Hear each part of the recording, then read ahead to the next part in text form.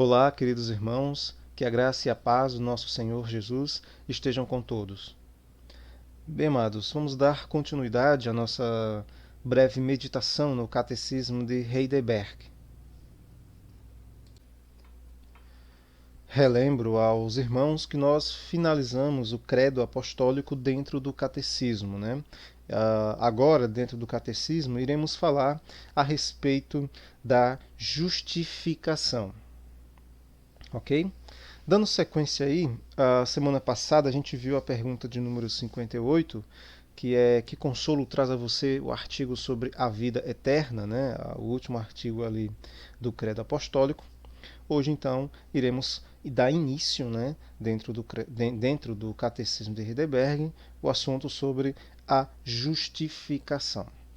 E a pergunta de número 59 é: que proveito tem sua fé no Evangelho, né? Nas Escrituras, em tudo aquilo que nós já vimos até agora? Então, que proveito isso tem para nós? Lembrando que dentro do credo nós já vimos a respeito do Deus Pai e da criação e da nossa queda, da miséria em que nos encontramos no pecado.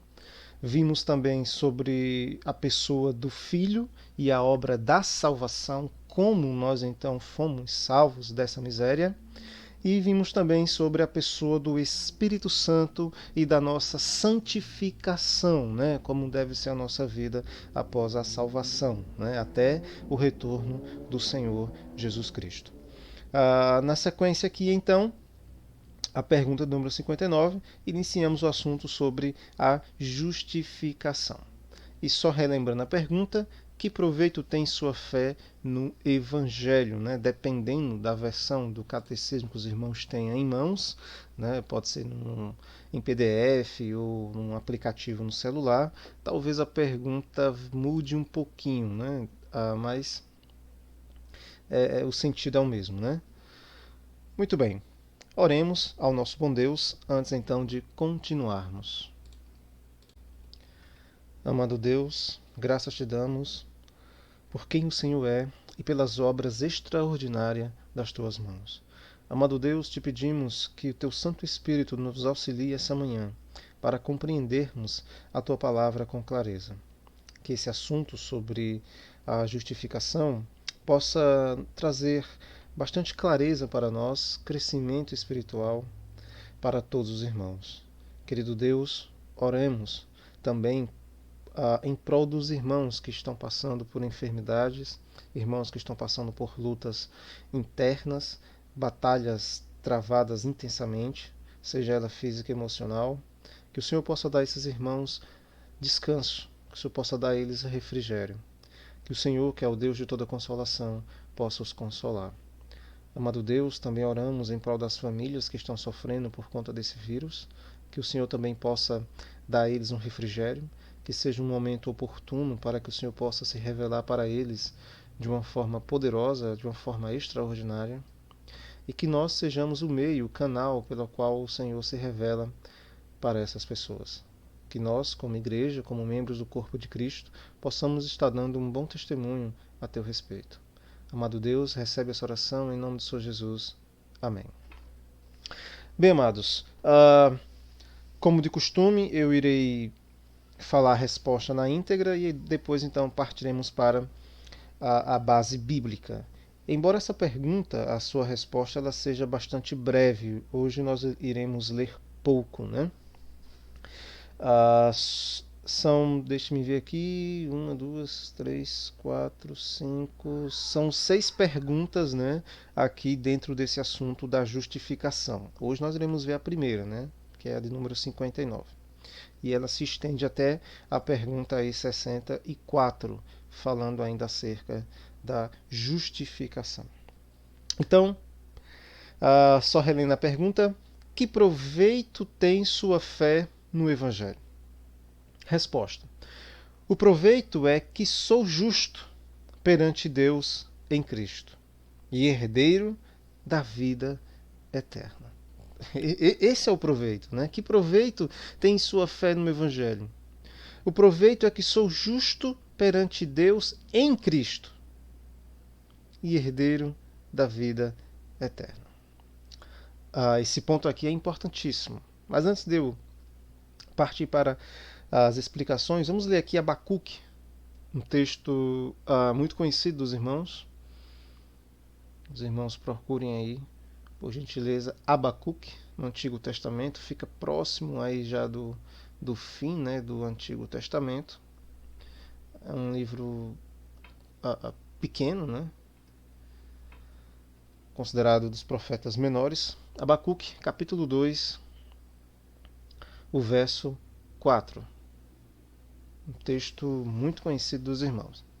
Diz assim: Eis o soberbo, sua alma não é reta nele, mas o justo viverá pela sua fé.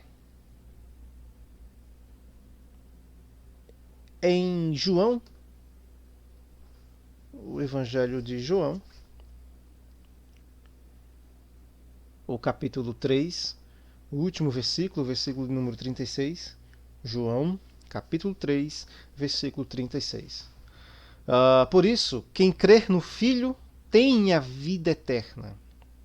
O que, todavia, se mantém rebelde contra o Filho, não verá a vida, mas sobre ele permanece a ira de Deus. E por fim, Romanos, capítulo 1,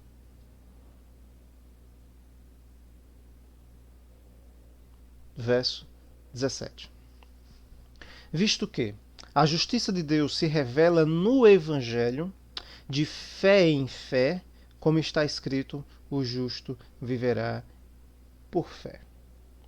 Pois bem, irmão, então que proveito tem a nossa fé no Evangelho? O proveito, irmão, ela só é proveitosa essa fé no Evangelho, porque eu falo assim, só é proveitosa a fé no Evangelho. Tem como ter fé no Evangelho e essa fé não ser proveitosa? Tem. Porque olha só, o proveito é que sou justo perante Deus em Cristo.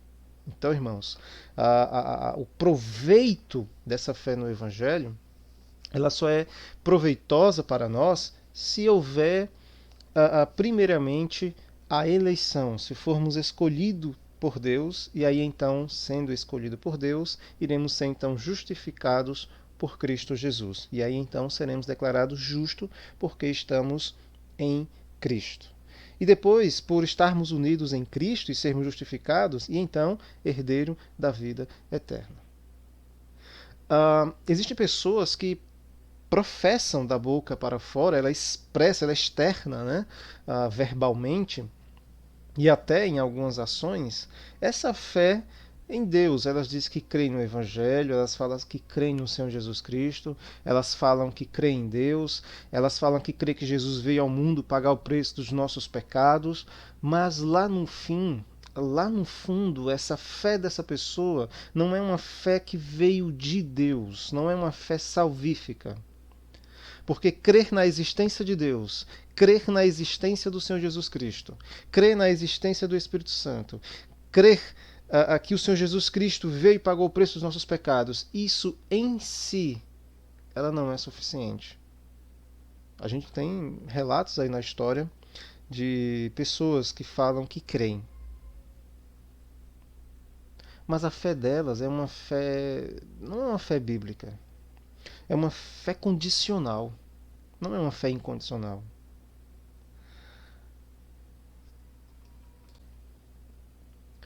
O próprio Senhor Jesus disse que não basta dizer Senhor, Senhor. Ele fala que nem todo aquele que falar Senhor, Senhor será salvo. Então não basta dizer eu creio no Evangelho. Não basta dizer eu creio no Senhor Jesus Cristo. Os irmãos lembram que a gente acabou de ler em João 3,36, que diz que aquele que crê no Senhor Jesus Cristo tem a vida eterna. Então não basta, para ter essa vida eterna, não é simplesmente dizer, não, eu acredito que o Senhor Jesus, ele é o Cristo enviado por Deus. Não basta somente verbalizar isso. Essa crença, essa fé, ela vem acompanhada com ações, com atitude. É uma fé acompanhada com obediência. É uma fé que vem acompanhada com uma mudança, uma transformação, vem acompanhada com um novo nascimento. Não basta termos uma mudança intelectual, uma mudança externa, né? Mudar nosso modo de falar, mudar nosso modo de se vestir, nosso modo de se comportar, quando o coração não foi transformado. Tem que nascer de novo. Não basta termos um conhecimento de todas as Escrituras. Se não nascermos de novo, não adianta, nós não iremos ver, nós não iremos entrar no reino dos céus. Então, essa fé no Evangelho, para que ela seja proveitosa, tem que vir acompanhada com essa mudança, tem que vir acompanhada com um novo nascimento. E existem muitas pessoas que professam essa fé, mas que não nasceram de novo. Então, para nós é proveitosa, porque nós somos declarados justos diante de Deus por estarmos em Cristo. E somos herdeiros da vida eterna, porque cremos naquilo que o Senhor Jesus fez. Tem pessoas que crêem, por exemplo, que Jesus veio para pagar o preço dos nossos pecados, mas ela não aceita que é uma pecadora depravada realmente no pecado. Isso ela não aceita. Ela crê que é uma pecadora, mas lá no fundo ela crê também que ela é uma pessoa boa, que ela pode fazer algo. Como eu falei para os irmãos, a fé dessas pessoas é uma fé condicional. Mas a fé que o Senhor tem nos ensinado, ela não é condicional, ela é incondicional. É crer somente naquilo que o Senhor Jesus fez e, ao mesmo tempo, reconhecendo a nossa pecaminosidade, a nossa incapacidade. E aí só aqueles que Deus realmente dá a fé salvífica é que pode realmente entender dessa forma. Então, a fé no Evangelho, em tudo aquilo que o Evangelho ensina, só é proveitosa para aqueles que foram chamados por Deus, né? Foram eleitos por Deus, foram justificados por Deus, salvos por Deus, santificados por Deus. Aí sim, a fé no Evangelho é então proveitosa. Mas para aqueles que não nasceram de novo, que de fato não se arrependeram, não houve frutos dignos de arrependimento em suas vidas, a fé deles no Evangelho não será proveitosa para a salvação para eles. Na verdade, servirá para a condenação, porque ouviram o Evangelho e não obedeceram o Evangelho, não creram. Então, a fé ela está relacionada com ação, irmãos. Por isso que para nós também soa estranho quando falamos que cremos no Evangelho, quando falamos que cremos no Senhor Jesus Cristo, mas não agimos de conformidade com Ele. Isso é estranho. O próprio Tiago, os irmãos lembram que ele cobra isso, né? Que a fé sem obras é uma fé morta. E uma fé morta, ela não salva, irmãos. Então a fé, a fé nos move. Nos move. Então é muito estranho a gente dizer que crer no Evangelho, mas tomamos atitude e vivemos de uma forma contrária. Nas epístolas de João, João fala que alguém que crê, mas vive de uma forma contrária, é uma prova de que ele não é de Deus. Não faz sentido. Como é que a gente fala que somos da luz, temos comunhão com o Pai que está na luz, mas nós andamos nas trevas? Isso não tem nenhum sentido, nenhum sentido. Então, é proveitoso para nós a fé no Evangelho, é proveitoso para nós que fomos realmente justificados, nascemos de novo, e então somos herdeiros da vida eterna. Porque não basta apenas dizer eu creio, não basta apenas dizer eu leio a Bíblia, não basta apenas dizer eu oro. Porque existem muitas pessoas, irmãos, que, olha, leem a Bíblia muito mais que a gente. Oram, às vezes, muito mais que a gente. E talvez faça até mais coisas, em termos assim, da igreja, talvez muito mais do que a gente. Mas eles não nasceram de novo. Isso é uma vergonha para nós. É uma vergonha. Mas existem pessoas que estão no meio cristão, no meio evangélico, fazendo um monte de coisa, e no fim, Jesus vai dizer, não vos conheço. Os irmãos lembram, o Senhor Jesus já falou disso em Mateus, capítulo 7, onde ele diz que muitos naquele dia vão dizer, Senhor, nós profetizamos em teu nome, nós expulsamos demônios em teu nome, operamos vários milagres em teu nome. E Jesus simplesmente vai dizer para eles, não vos conheço. Apartai-vos de mim, maldito, todo aquele que pratica a iniquidade. Isso é uma coisa para a gente pensar, amados. Pensar na forma como estamos vivendo. Se a nossa religiosidade, se a nossa fé em Deus, ela não está sendo um cristianismo superficial. Isso é algo seríssimo, irmãos. Devemos pensar e analisar as nossas vidas, ver de que forma nós estamos vivendo, observando se de fato a nossa vida está sendo uma vida concreta, se é uma vida realmente genuína, se é um cristianismo genuíno, ou se é apenas algo superficial. Nós não devemos estar observando a vida dos irmãos, é observando a minha vida. E claro, se a gente vê algum irmão em uma falha, é chegar junto, é conversar, porque é isso que o Senhor tem nos ensinado. O Senhor Jesus disse que nós iremos demonstrar o nosso amor por Ele obedecendo a Ele. É obedecendo aos seus mandamentos, é obedecendo à sua palavra, que nós iremos então estar demonstrando que de fato nós o amamos. Então, queridos irmãos, esse é o proveito. É proveitoso para aqueles que é justo perante Deus em Cristo.